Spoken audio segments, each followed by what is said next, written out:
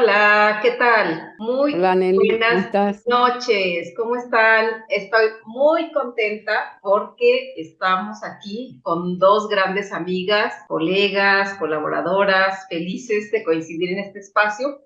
Estamos en AIPE, que es Atención e Investigación Psicosociocultural con enfoque narrativo. Pero bueno, ¿verdad? Soy Nélida Hernández y les presento primero a Marta. Marta, hola Marta, preséntate tú, por favor. Hola Nelly, hola Ana, hola a todos. Pues bueno, yo soy Marta Hernández Santaolalla. Pues así brevemente y como foto general, bueno, yo nací en España hace unos cuantos años y, y nada, siempre me interesó pues este mundo, ¿no? El mundo de las emociones de los seres humanos. Y me dediqué durante bastante tiempo al mundo de lo social y nada, llevo ya como psicoterapeuta unos 23 años y siempre buscando nuevas formas sí, de ir encontrando la forma de acompañar a las personas que me parecía más digna.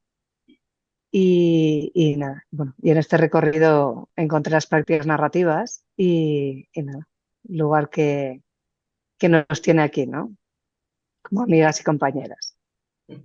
Aquí andamos, ¿verdad? Sí, ya desde hace años, nosotras como terapeutas, ¿no? Como acompañantes y ahora desde la terapia narrativa. Y bueno, qué rico, Ana también, gracias Marta y Ana, ¿no? Que también ya nos comentarás tanto tu trayectoria y esto que nos tiene muy emocionadas a Marta y a mí también sobre tu postura de las emociones, pero ahorita te pregunto, cuéntanos un poquito para que nos ubiques. Primero te quiero agradecer un montón esta invitación que ha sido medio sorpresiva, pero muy grata. Así que muchísimas gracias porque estemos ocupando, digamos, compartiendo este espacio donde, bueno, podamos mostrar qué pensamos acerca de lo que me resonaba mucho lo que decía Marta, ¿no? Cómo siempre se ha interesado en las emociones. Yo también, yo soy médica, soy psiquiatra, pero fundamentalmente soy terapeuta. Eh, Estudié medicina, vivo en Argentina, ¿no? En una provincia del norte de Argentina que se llama Tucumán. Es una provincia chica en el norte de Argentina que tiene una gran densidad poblacional. Y bueno, empecé estudiando medicina porque siempre con la esperanza de poder acompañar a las personas en su sufrimiento, en su dolor o en poder encontrar mejores caminos, ¿no? Y bueno, cuando llegué a la parte clínica, es como que comencé a sentirme mal, así, ¿no? Literalmente no, había algo que no me hacía sentir bien. Yo en ese momento no tenía las palabras que puedo tener ahora para decir lo que yo estaba, digamos, lo que yo sentía, pero no me gustaba cómo, cómo se trataba a las personas, cómo rápidamente se veía solamente la organicidad y se pasaba a la cama de al lado. Entonces, yo como les decía recién, yo no tenía las palabras que hoy puedo decir que una medicina que objetiza a las personas, ¿no?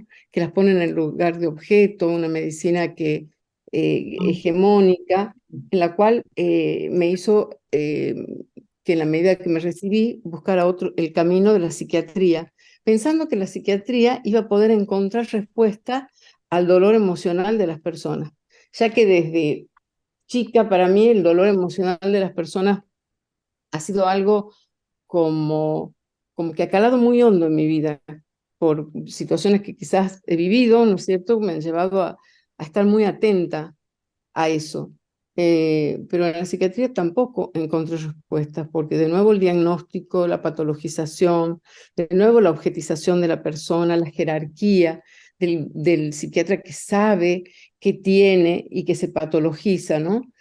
Entonces eso hizo que me corriera hacia la terapia familiar, encontrando ahí algunas respuestas, ¿no? Que en esa etapa de mi vida, pero por lo menos no se diagnosticaba, no se medicaba digamos, como médica la psiquiatría tradicional, y se podía escuchar, ¿no es cierto?, y ampliar con el contexto, se podía empezar a ver el contexto. Entonces, bueno, eso yo trabajé durante mucho tiempo dentro, y me formé dentro de la terapia familiar, hasta que, bueno, empezaron a llegar las voces del feminismo, que empezaron a hacer un quiebre en todo eso, y a partir de ahí también las terapias posmodernas, postestructuralistas, y fundamentalmente la terapia narrativa, ¿no?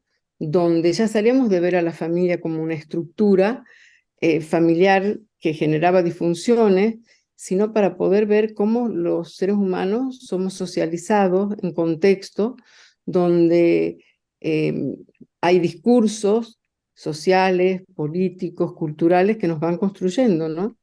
Y allí parece poder ver cómo se socializan los hombres, cómo somos socializadas las mujeres, y cómo esto nos va de alguna manera condicionando, ¿no? Y haciendo que eh, pensemos y actuemos y normaticemos formas que creemos que son naturales y no que son aprendidas. Y como dice Derrida, lo que es aprendido, lo que es construido también puede ser deconstruido, porque podemos empezar a cuestionar esos discursos, ¿no?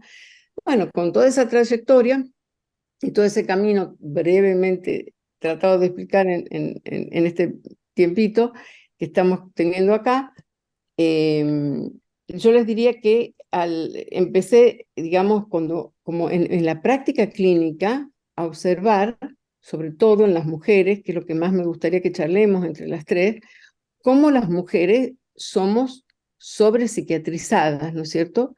Desde una postura hegemónica, psiquiátrica, donde inmediatamente a la mujer se la patologiza, se la medicaliza y se la diagnostica, ¿no? Entonces, esto lleva a que pensemos que el problema lo tenemos internamente, es un problema intrapsíquico que tenemos las mujeres y que desde la situación común familiar es cuando la mujer dice algo o se queja o sale de la norma, rápidamente somos rotuladas como las locas, o la que está mal, la que tiene que ir al psiquiatra, la que, como decía hoy Marta, ¿no? En relación a que como abrimos los problemas, somos las problemáticas, no las que estamos dispuestas a ver qué es lo que está pasando en el contexto donde nos vamos desarrollando. Entonces, inmediatamente cuando la mujer aparece y es sobrepsiquiatrizada, se ven los síntomas. Desde la mirada nuestra, desde las prácticas narrativas, no vemos los síntomas como algo que está emergiendo de un problema intrapsíquico, sino vemos los síntomas como las emociones, como algo que de alguna manera es una respuesta a contextos opresivos. Entonces, las emociones son de alguna manera algo que está una respuesta a contextos opresivos que pueden ser de la pareja, de la familia, en el trabajo, digamos, por otras mujeres que también pueden ser de alguna manera contextos también opresivos. Entonces, lo que en la psiquiatría tradicional se llamarían síntomas, acá nosotros decimos que a las emociones, acá decimos que las emociones son una respuesta a esas opresiones del contexto en el cual se está viviendo. Entonces no las miramos a las emociones, a la emoción como el miedo, como la angustia, como la tristeza, como el dolor, ¿no? Las distintas emociones no las miramos como, les diría, como algo a eliminar, como un punto final, como algo a medicar rápidamente, porque esta señora está con un problema intrapsíquico psiquiátrico, si no las miramos como maestras, ¿no? Como maestras que nos están indicando esas emociones, que haciéndonos preguntas y con una curiosidad importante, decir, ¿qué no quiere más esta mujer? ¿Qué está diciendo? ¿Qué está diciendo esta angustia? ¿Qué está diciendo este dolor? ¿De dónde esta mujer ya no quiere estar más? ¿A qué se está resistiendo? ¿A qué opresión se está resistiendo con este dolor o con esta angustia o con esta tristeza? ¿Qué ya hacia dónde quiere llevar su vida? Entonces, con estas preguntas podemos acompañar a que se puedan preguntar y contestar a qué está respondiendo, ¿no es cierto? Y podemos ver esta respuesta de alguna forma también como, como que pueden ser protestas, formas de resistir, formas de denunciar situaciones que ya la mujer no quiere vivir más. Entonces, desde ese lugar, ¿no es cierto?, vemos las emociones como que nos están marcando un camino, no nos están diciendo esto es así y tiene que ser de esta manera y tiene que ser buscar en el DSM-5, que es el manual de diagnóstico y tratamiento, el diagnóstico para ver el tratamiento a seguir con esta persona. Eh, a mí esto me genera una posibilidad como mujer y como acompañando a mujeres que dignifican a las personas, no que las rotulan, ¿no? Entonces me hace mucho sentido, me gusta mucho, me siento muy cómoda pudiendo trabajar desde este lugar. Eh, También me gustaría decirles que la vez pasada les comentaba de una situación de una mujer que yo estaba acompañando, ¿no es cierto? Y que ella viene con un diagnóstico muy importante y medicada. Y bueno, pudimos generar conversaciones, conversaciones que fueron de alguna manera mostrando que venía con un gran enojo, y que ese enojo, cuando ella se sentía así y estaba muy enojada, el marido le decía que estaba loca y que podía y que iba a terminar como las primas de ella, esquizofrénica, lo cual estaba muy preocupada, muy angustiada, no solamente por lo que le estaba pasando, sino por el diagnóstico que le daba el marido, el pronóstico que le daba el marido y el diagnóstico que le dio el psiquiatra. Había hecho varias consultas. Bueno, pudimos empezar a conversar y a ver con ella este tema y ver en relación a qué, verla la emoción del enojo, no como un síntoma, sino en relación a qué estaba este enojo. Y me dijo ella que lo que le enojaba mucho era la crítica permanente y los niveles de exigencia que tenía el marido con ella, que todas sus acciones eran criticadas y cuestionadas, mientras que él con su madre, ¿no es cierto?, con la mamá de él, era alguien como, y con su hermana muy benevolente. Entonces ella lo vivía esto como una situación absolutamente injusta, porque esta era una mujer que ella desde muy pequeña me cuenta su historia, había tenido, a los 14 años muere su papá, y como hija mayor de una familia de 4 hijos, se hace cargo y le ayuda mucho a su mamá a llevar adelante esta familia, ¿no? Entonces, luego se casa con su marido, que es un hombre el cual ella describe como muy centrado en sí mismo, un hombre que responde a una masculinidad hegemónica, eh, y esta situación, ¿no es cierto?, hace que ella también se haga cargo, como se ve hecho de su familia de origen, también de él, de sus propios hijos, inclusive hasta de la suegra. Entonces, acababa de morir su mamá y ella me cuenta que es como que ella estaba muy cansada y este enojo podemos verlo que estaba en respuesta a todas estas críticas que estaba recibiendo como situaciones que las vivía injustas y como situaciones opresivas. Y que quizás la muerte de la mamá estaba diciendo que no quería más opresiones, que no quería más sentirse de esta manera, ¿no? Entonces pudimos empezar a poner la emoción del enojo en relación a ese contexto opresivo. Y digamos, bueno, a partir de ahí pudimos ver que ella, a través de varias conversaciones, ¿no es cierto?, como esto era una respuesta a ese contexto y que ella no estaba de acuerdo bajo ningún aspecto. Y cuando yo le propongo, ¿no es cierto?, y le digo, y si la pusiéramos en acciones a esta respuesta, ¿qué dirías? ¿Dirías que puede ser una acción de protesta, de protesta, me dijo en el acto? Y bueno, pudimos ver por qué era una protesta. Me dijo porque ella ahora se daba cuenta que cuando ella se enojaba de esta manera, no le decía las cosas de manera directa, las hacía protestando, ¿no? A lo que él le llamaba, estás loca y vas a terminar como tus primas, ¿no? Entonces pudimos ver que si ella estaba en una protesta, cuando uno hace una protesta tiene un cartel, ¿qué diría su cartel? Entonces ella me decía que el cartel diría que quería respeto por su manera de pensar y por su visión del mundo. Entonces, bueno, pudo en las próximas sesiones venir mucho más tranquila en relación a decir, ahora entiendo que no estoy loca, que no voy a terminar como mis primas, que tengo un gran enojo, y un enojo porque no quiero ser más tratada así, porque ya estoy en otra etapa de la vida, mis hijos han crecido, se han ido, porque viven fuera del país, y no quiero vivir más esto.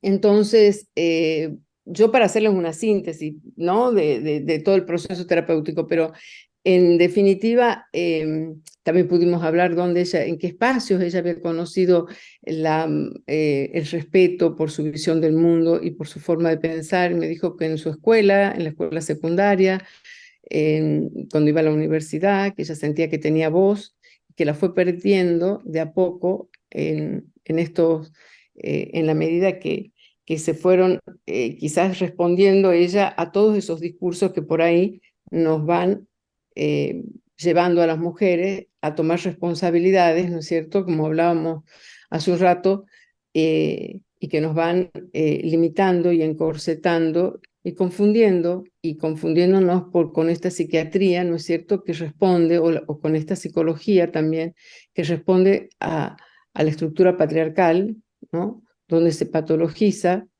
y todo lo que sale de la norma tiene que ser por su propio bien traído nuevamente a la norma. Esto me Esta pareció, mujer, esto sí. me pareció muy interesante, Ana, ¿no? Cuando nos compartiste esto que manifestaba esta mujer, ¿no? Sobre el enojo, lo recuerdo muy bien, ¿no? Y cómo y estos contrastes de si hubiera sido, tú como psiquiatra también, ¿Mm? y como terapeuta Claro, narrativa, o sea, si hubiera sido tratada solamente desde la psiquiatría, incluso colocaste, a ver si nos comentas un poquito el diagnóstico, claro, cómo el hubiera diagnóstico sido tratado desde la claro, desde la psiquiatría. psiquiatría el diagnóstico en el DSM-5 sería un cuadro de irritabilidad intermitente, un trastorno de irritabilidad intermitente, el cual tiene que ser medicado, y medicado con estabilizadores del estado de ánimo, que era lo que le venían dando a ella. No sé cuál era el diagnóstico realmente que ella tenía, pero si yo busco en el cuadro desde la psiquiatría tradicional, sería un trastorno de irritabilidad intermitente. A verlo desde las prácticas narrativas, que sería, digamos, una manera de protestar o de resistirse a un contexto opresivo, una respuesta, ¿no? Entonces, esa es la gran diferencia, porque entre una situación, digamos, y la otra, ¿no? Donde podemos eh, entender y no patologizar y no diagnosticar y no medicar.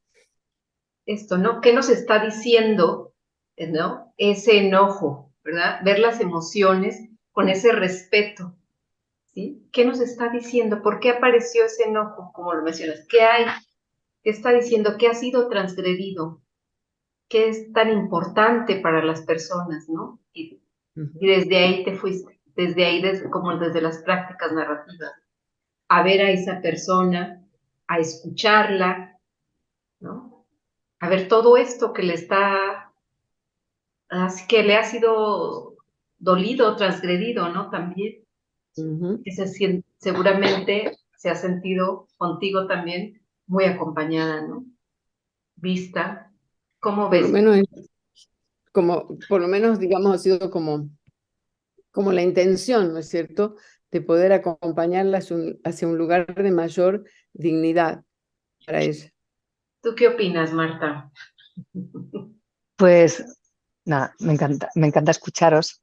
Y estaba escuchando a Ana ahora y estaba pensando, simplificándolo mucho y viéndolo, ¿no?, desde este lugar más polarizado de la psiquiatría tradicional o desde las prácticas narrativas, cómo una práctica puede quitar voz, ¿no? En este caso lo estaba escuchando como que te quita la voz y las prácticas narrativas te la dan. Y entonces es cuando hablamos que se pone la dignidad al centro. Y entonces ya empiezas a recuperar, o en el caso de esta mujer, ¿no? Con ese acompañamiento tuyo, Ana, como empieza a recuperar la capacidad de agencia para poder decidir lo que quiere y en qué lugar se pone en la relación, ¿no? Y desde la psiquiatría y ese diagnóstico, lo único que puedes hacer como buen paciente, ¿no? Que incluso cambia, ¿no? El nombre de paciente a consultante, ¿no? Y, Ujú, y la palabra paciente viene de pacer, ¿no? Que es descansar. Entonces, ujú, descansas y reposas frente a un diagnóstico, que es algo que te han dicho, entonces ya no puedes hacer mucho más frente a ello, ¿no? Y desde el otro lado, de consultante y de poder entender desde dónde viene y que es un acto de respuesta, ya hay una capacidad de decisión, ¿no? Y también me ujú, parece muy interesante ver las respuestas como el no hacer, ¿no? Que esto podría estar, lo que estamos hablando está muy enmarcado en el patriarcado y puede ser, ¿no? En algo grande también como es el capitalismo, ¿no? Que siempre hay que responder, ¿no? Y algo que platicábamos otro día, ¿no? Como responder de manera lineal y para arriba, ¿no? Y siempre en movimiento. ujú, Y, y desde las prácticas narrativas creo que la respuesta también está mucho en la quietud, ¿no? O sea, o el no hacer. Esta idea que tenemos de no hacer también es una forma de responder, ¿no? Y en ujú, situaciones de violencia, o por lo menos en mi experiencia, ¿no?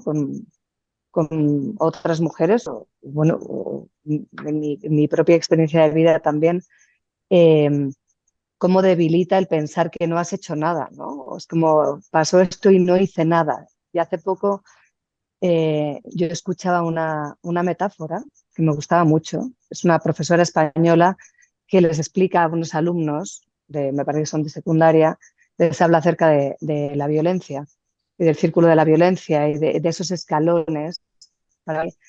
Y como cierre la profesora lo que explica es, no es que seáis tontas, no es que esto no tiene que ver con capacidades o falta de ellas, ¿no?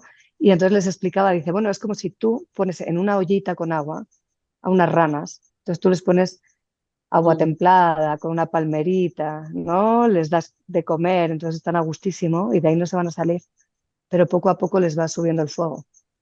Entonces, ¿qué pasa? Que al final las ranas están muy débiles y no pueden salir. Y cuando ya se han dado cuenta que ese agua no es cómoda y no quieren estar ahí, no pueden saltar porque no tienen fuerza, ¿no? Y me gustaba mucho escuchar esto porque es muy cierto. Si realmente te meten en agua caliente, desde el principio pegas un salto y te vas. ujú. Pero todo esto está sostenido, está muy apuntalado en la sociedad. Entonces está como muy pegado a la piel y podernos acompañar desde estos lugares me parece, bueno, no sé, me sale la palabra lindo, ¿no? Que se queda muy corta, pero Y sí, o sea, me parece tocar como, el contexto, Que ¿no? genera, Martita, como que genera otras posibilidades. claro, veo el tejido, es que, o sea, no lo estoy diciendo, pero lo hago con las manos, es como, sí, Y genera nos mucho. genera posibilidades como de poner, de tener voz, de agencia, apuntar a la dignidad de las personas, ¿no es cierto? Ujú, Y, y fundamentalmente a situaciones más justas, ujú, ¿no? Porque la otra situación me parece, ¿no es cierto?, que todo lo que responde a la estructura patriarcal, para lo que no responda a la norma que le sirve al ujú, patriarcado, al capitalismo, al neoliberalismo, digamos, es visto como algo que tiene que ser diagnosticado claro, y vuelto a la norma, ¿no? ujú, Patologizado y por su propio bien medicado para que vuelva a ser entonces por eso es que de alguna forma esto de mirar eh, las emociones, ¿no es cierto?, como respuesta, me parece que nos dan una posibilidad completamente diferente de acompañar a las personas y de acompañarnos, ¿no?, a nosotras como mujeres dentro ujú, de lo que nos toca eh, vivir. Creo que las mujeres venimos haciendo un gran trabajo a lo largo de muchos años, ¿no? Y nosotros hemos recogido el trabajo que han hecho otras mujeres antes que nosotras. ujú, Como ahora también hay un compromiso, me parece, que tenemos con romper el androcentrismo, el sexismo, digamos, todo lo que, el racismo, el clasismo, ¿no es cierto?, el ujú, capacitivismo, que permanentemente, ¿no es cierto?, están apuntando a generar situaciones no dignas de discriminación. Claro. Y eso es lo interesante de nuestras prácticas narrativas, ¿no? Creo que estamos ahí también precisamente porque, híjole, se nos está acabando el tiempo, pero bueno, ¿verdad? Estamos ahí también porque desde el acompañamiento no dejamos intactas estas inequidades estructurales. Si bien a lo mejor en el momento no podemos cambiar el contexto porque también es muy duro, ¿no? O sea, eso también, sino también podemos señalar que hay un contexto ahí, que no todo viene de nosotras, de algo individual, ¿no? Es un problema individual, sino que es parte de ese, cómo respondemos a ese contexto que está ahí, que algunas veces podremos cambiar y muchas otras veces no, ¿verdad? Pero cómo nos relacionamos ahí en ese contexto. Y esto es lo interesante desde las prácticas narrativas, que no normalizamos, ¿no? No nos llevamos, decimos, bueno, nos tenemos que acoplar a este contexto que ya está aquí. Nosotras somos las que andamos mal, sino al contrario, ¿no? Como decimos Señalamos en la práctica, lo que está mal ahí. Sí, decías, Ana. como decimos en la práctica narrativa, acompañar a las personas a que puedan vivir en sus propios términos. Exacto. Ajá. Así es, ¿Mm? así es. Me encanta eso. Queridas amigas, colegas, compañeras, se nos está acabando el tiempo, ¿verdad? Híjole, hay muchísimo, muchísimo que podemos seguir conversando. Yo espero que continuemos, ¿verdad? Que en otro momento acepten también esta invitación. Temas hay Muchísimo. bastantes por qué abordar, ¿no? Ahora estoy muy contenta porque, bueno, las tengo aquí también compartiendo y espero que sigamos, ¿verdad? Igual con otras amigas también, que invitemos a otras y como ven. Entonces, algo con que lo que se quieran despedir. Muchísimas gracias, Nelly.